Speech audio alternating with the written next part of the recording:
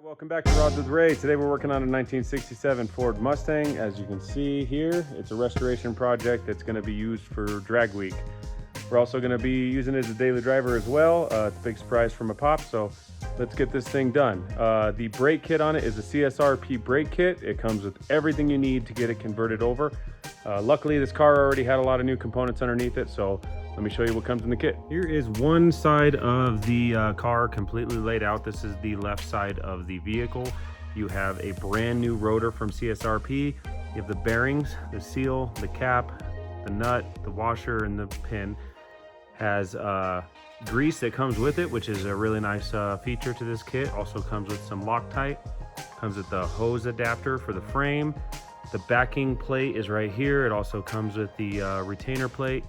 Comes with the pad, I guess, retainer for the caliper. You have the new caliper and you have the hose kit. So let's go ahead and get this sucker installed.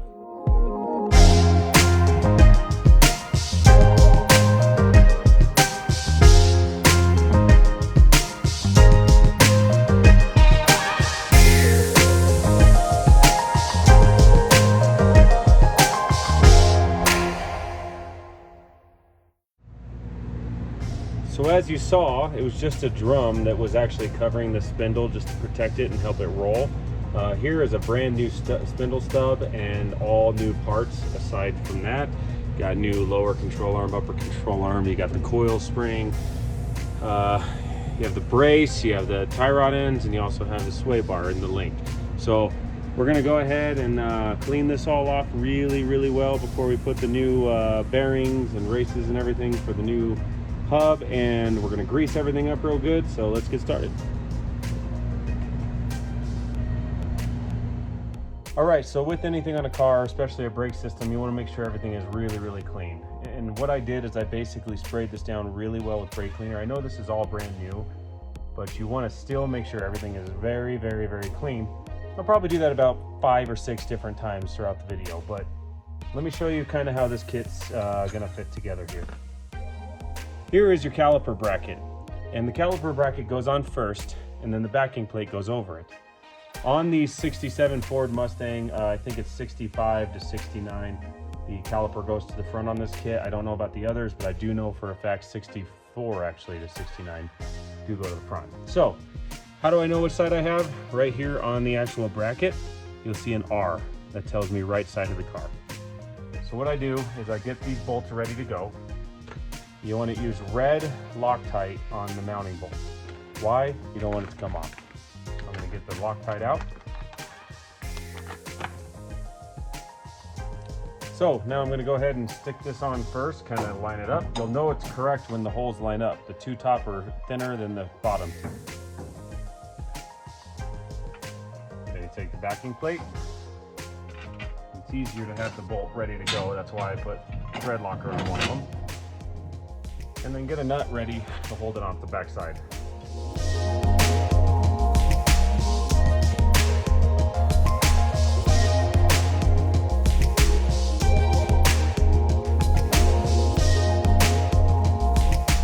Now before I put in the last one, there are 3 bolts that are the same length as you just saw.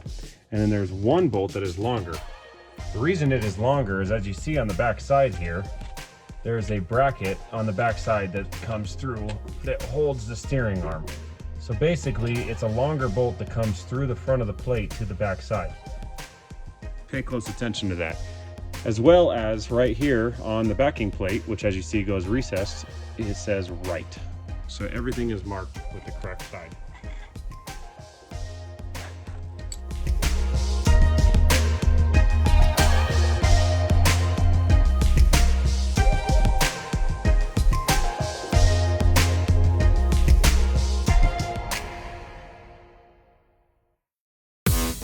The next step of this process is probably the messiest, but the most important part of the process. You have the inner bearing that actually comes dry, as well as the outer bearing. As you can see, inner bearing is larger, outer bearing is smaller. The inner bearing has a seal that actually holds it in place, as such. For Before you do that, you have to make sure everything is extremely greased because the amount of friction that is caused as you're driving down the road. So how do you grease a bearing? Well, that's really simple. Get yourself a grease tub as such that is provided.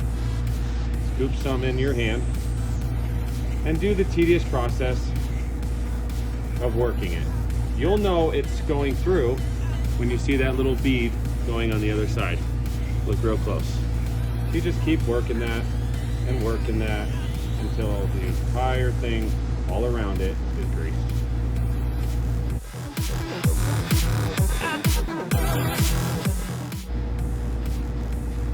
You want to grease the inside of the race before you put it in and avoid getting it on the rotor half. You can clean it off, but you don't want to.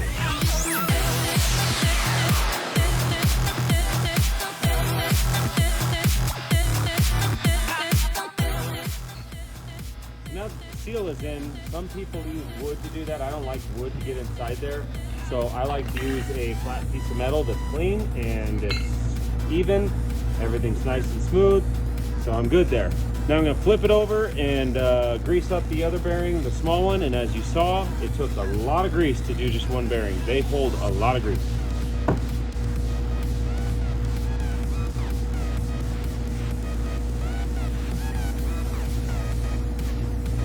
All right, cool. So now that that's done, I'm going to go ahead and put a little bit of grease on this stub so that we can slide this on. The more grease, the better. You want to make sure everything is greased really well. So I'm going to go put it on the stub and then we'll go back to putting the rotor on the stub. All right, so now it's time to put the rotor on. Everything's nice and greased up. We have a little bit of grease right here I want to get off.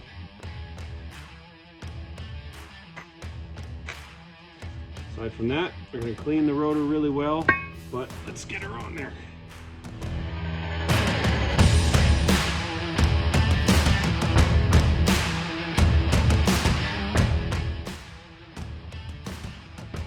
So we got the rotor on there. It went on nice and smooth. As you saw, it went on to the back of the race and you can see it really nice. You see it's nice and tight. You take the washer here, the washer, whatever you want to call it. Put the flat part in. There's a keyway, by the way, that goes over the stub.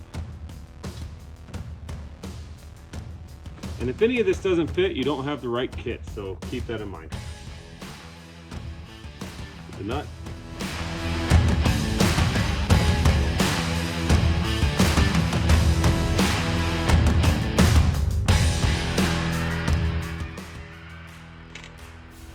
All right, I was setting the bearing and the preload. Basically, you like to go forward and back, forward and back. It's hard to describe, but you'll get a hang of it as you go. Then you take this lock nut retaining plate, slide it over. You'll see where the pin goes through this pin, and you want to make sure it's lined up. So as you see, I'm just a hair off, but I might be able to get it through there. Let's see. Like a glove. Good. Next part is to get the dust cap and tap her on there nicely. You don't want to make the dust cap ugly. Sometimes the trick is to think creative. This is my lift foot for my lift. Seems to fit just right. So we got the dust cap on. It was a little bit of a fight, but we got it on. I want to clean everything thoroughly. So I get a nice fresh piece of paper towel.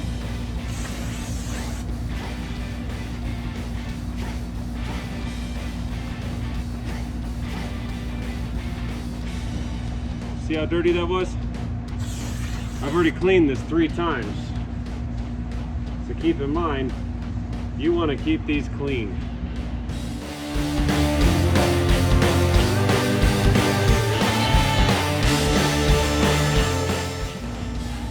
So here are the caliper bolts that slide through the actual caliper on the back side. See that? The right caliper is with the bleeders up. So the hose goes up, here's where the hose goes, and the bleeder up. So I will go ahead and get started, but I'll show you kind of how this goes. So these bolts are going to be medium strength thread locker. You don't want to weld them on there with the red. You want medium strength because you're going to be changing your pads at some point in the future. Don't overdo it, just put a little bit on it and move on from there.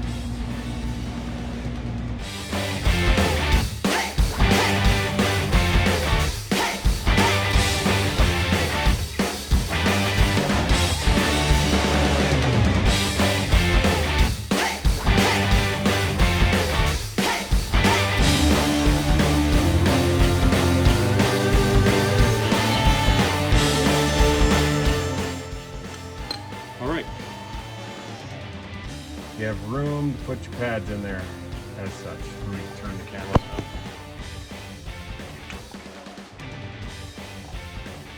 All right, as you see, I didn't put pads in because there's plenty of room to slide them in and everything is nice and bolted together. So next I'll be putting the hoses on and the pads. All right, so what's next here? You don't have to do it in a specific order, but I'm gonna take these caps out of these brand new calipers. Basically, we're tying together the pistons here. You go ahead and get them started first. You don't want to get yourself in a jam where one's tighter than the other and you have to bend it. So just be slow and easy. Make sure they both start.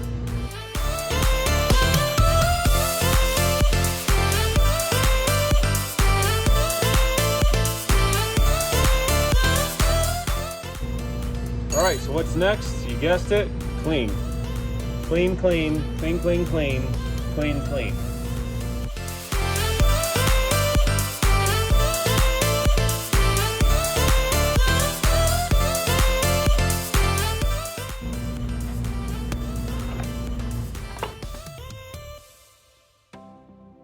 Here are the pads.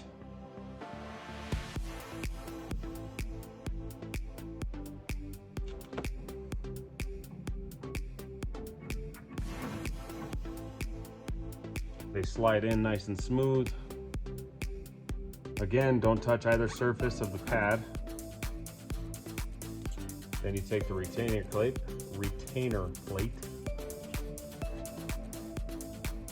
These have lock washers, so oh yeah, gloves with the open thumb. How about that?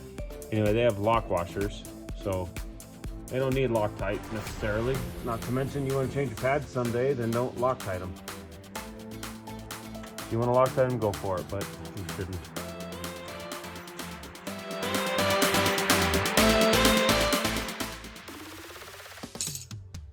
All right, pads are done, calipers done, disc is done, everything's done here except for one last thing.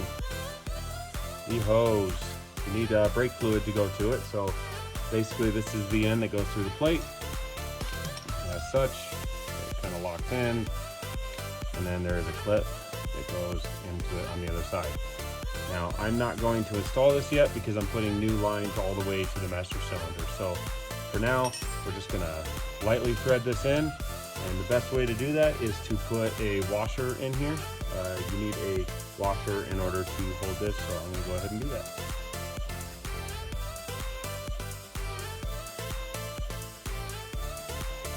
When everything's done, this hose is gonna go back here and connect to the wrist. And then you have plenty of room to turn, and all is good. So there's your brake job. I'm gonna get the other side done and we're gonna move on from there. So that's the disc brakes on the front of this thing. As we saw on this side, I did the other side and moved on. The next part, I'm gonna do the master cylinder and the brake booster and all the lines in the front end, and then we have a brand new brake system. The rear end is a brand new Curry 9-inch. It came with brakes, it has the line across the side. So as soon as we have all the lines connected to the new master cylinder and brake booster, as well as the proportioning valve, we're gonna be in good shape and this thing ought to stop on a dime. So there's a 67 Mustang. Thanks for watching.